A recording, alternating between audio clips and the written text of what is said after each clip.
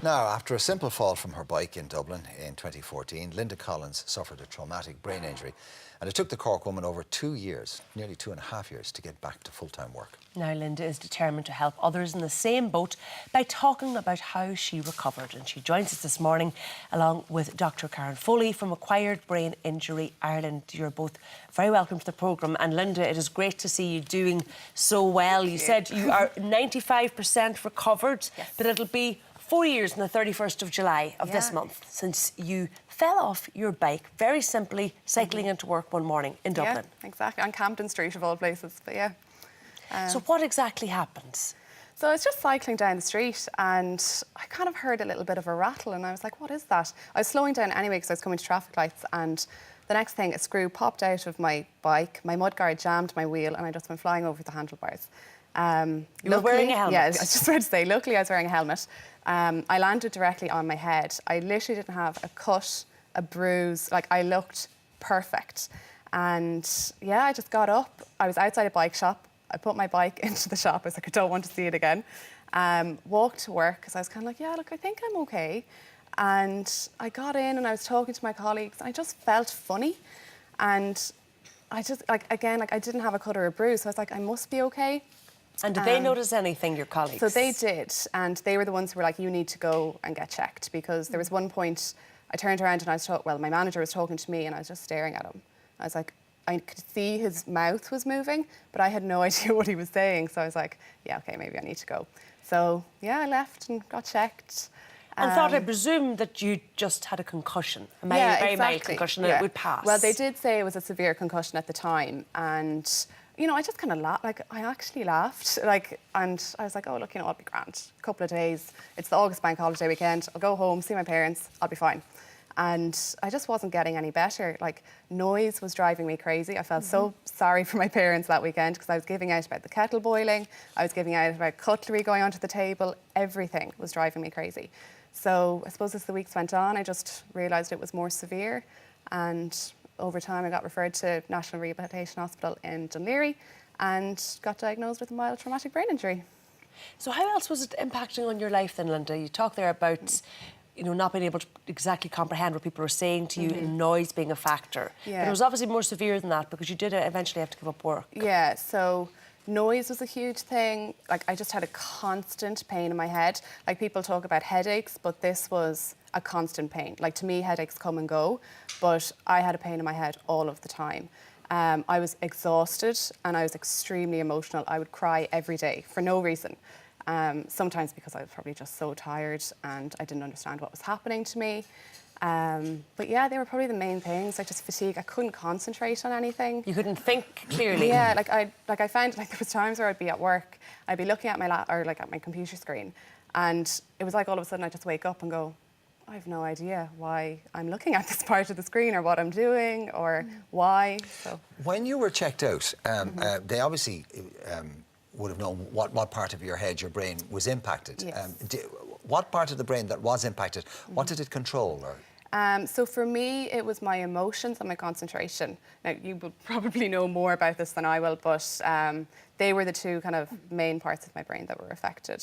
So I suppose from concentration, it was like my cognitive ability to think and multitask, and I would have done a lot of work with my OT and rehab on that to improve it.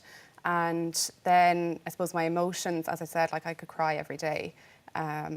For no reason. So but you were at least you were functioning. It was the grace of God that it wasn't something that, say, maybe governed motor skills or something. Exactly. Like that. I was really, really lucky. You know, there was, like, I did struggle a little bit with, like, short-term memory in the beginning, but, like, only very minor. I was really lucky. It didn't affect my balance or anything like that. Was your speech affected? It was, like, the majority of the time it was perfect.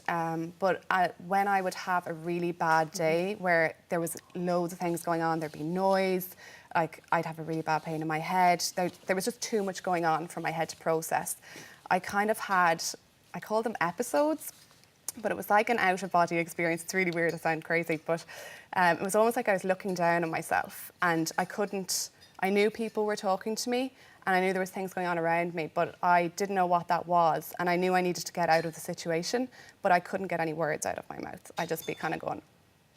So were you frightened then, Linda, in yourself? Terrified, yeah. But no, do you know, I suppose after the first couple of times I realised that, and I started to practice mindfulness, which really helped with this, I realised that I just needed to relax, take deep breaths, remember that I will recover from it. I just need to take a few moments to myself, and then I would just... And what was the prognosis for you at that point? What were the doctors saying to you, and those within the rehab units? This is the thing.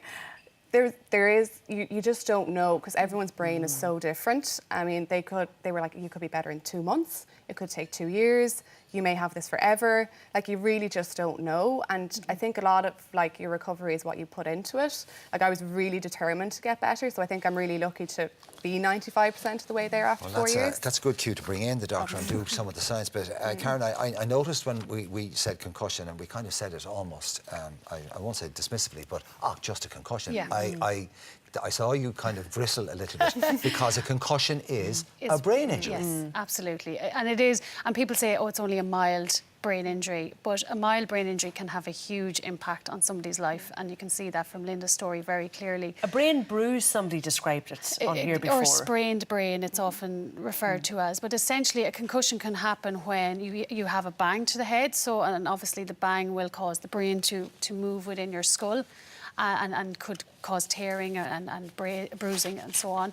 Or it could happen as a result, you know, like in sporting injuries, there doesn't even have to be a bang. It can just be a sharp movement, a bang, a tackle or something like that. So, but that causes damage to certain parts of the brain. It could be the front, but also if your brain moves forward, it moves backwards. So it could also be the back as well, depending.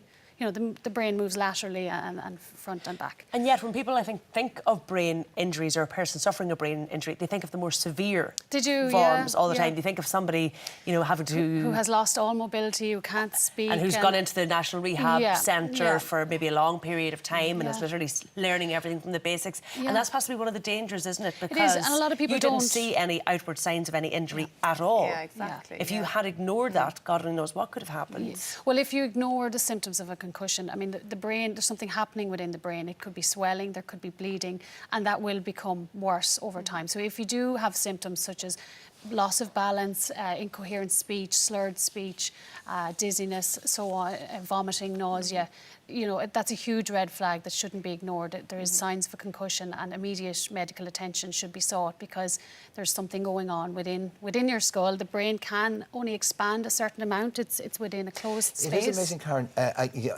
All head injuries or concussions have the potential to be bleeds. Now, a bleed then becomes a hemorrhage. Now, you say brain hemorrhage to somebody, and they suddenly think worst case scenario, and it's a hair's breadth between the two. Yes, yeah. So why is one not taken as seriously as it and the other is? I think just culturally we haven't paid as much attention to concussion, and it's only as our knowledge around concussion and the impact that it can have, maybe not necessarily immediately for some people, but repeated concussions then over time have been linked with increased risk for dementia and so on in later life. So I think our knowledge is growing around concussion, and we realise now that having concussion or repeated concussion and not supporting players and supporting people to mind their head.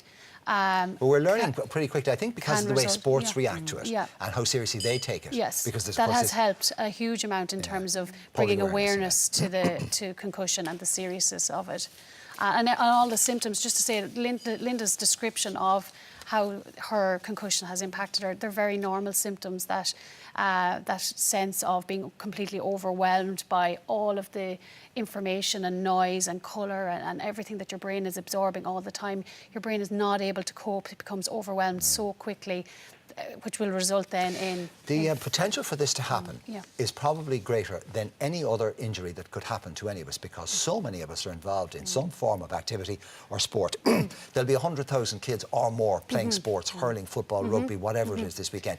Any one of them running into somebody else at speed, or even not at speed, can have this happen. Yeah, now the benefits of sport are huge. Yes, absolutely. So it's not to say don't play sport, but and you're right. I mean, the statistics will say 1 in 3 will experience concussion before 21 years of age. But it's I suppose to get the message that people need to mind their heads, so that to be aware of the symptoms of concussion, that withdraw the player, with, you know, if there is any fall, such as in Linda's situation, and a bang to the head, seek medical attention, don't take the risk, because as you can see, a brain injury. It's a brain damage. Damage has happened to your brain, and if you can broke recover, I suppose, as Linda, you have said this morning, you're 95% there. And one of the things you felt really did help you was exercise, wasn't it? It helped you in many aspects of your life, some might say. Yes, like I've always been really into fitness and exercise. But I suppose after my injury, I just found that when I was having a really bad day, to go for a run really helped. And then I kind of felt I wanted to get back into the gym, but there was a lot of stuff, you know, again, it's just part of the whole, you know, too much movement in front of my eyes. It was too much for my brain to process. So I said I'd get a personal trainer. And I just went through the website, found this person. And when I met Noel, I worked with him for 12 weeks. And I suppose together we kind of realised what could work and what didn't work for me. And I found that, you know, exercise has helped me so much. That looks a bit more like I was just going to say. personal trainer relationship, can I say? We got on really well. And are still getting on really well? Yeah, so 4 years later, here we are. So there was a silver lining for you. I mean, because it was very difficult, I'd imagine. You went from working full-time to going down to work 8 hours a week, thinking that your career was going to be really compromised. Absolutely. And not sure what your future was going to be, I take it. Yeah, you know, like I had to stop working completely for a while. I had to be deemed like okay to work again. It took me so long to get back working. Luckily, I had Noel all the time there to help me. But yeah, like it was really hard. And for someone so young, you're just kind of going, is this going to be the rest of my life? Will I ever work full time? Like, why do I bother going to college? Will I have a career? So, you know, to be able to be here and to be working full time, it's amazing. Okay, it's great. well, listen, it's lovely to see you, and long may it continue for you. The message here is take concussion seriously, because if you don't, you might not have the happy ending that Linda did. Karen and Linda, thank you both very much indeed. We'll take a break now, so you can join us for more Ireland AM shortly.